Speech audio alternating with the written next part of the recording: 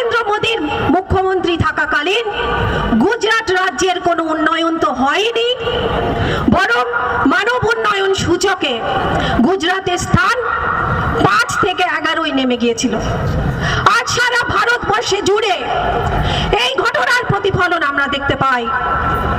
নরেন্দ্র মোদীর নেতৃত্বকালে বিশ্ব ক্ষুধা সূচকে ভারতবর্ষের স্থান 121টি দেশের মধ্যে 111তে নেমে এসেছে।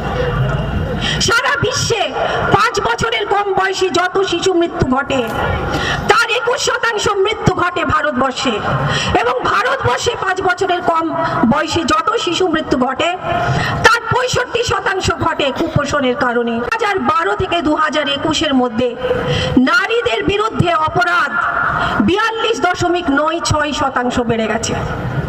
নরেন্দ্র মোদী ক্ষমতায় আসার পর ব্যাংক ফ্রড বেড়েছে 17 গুণ।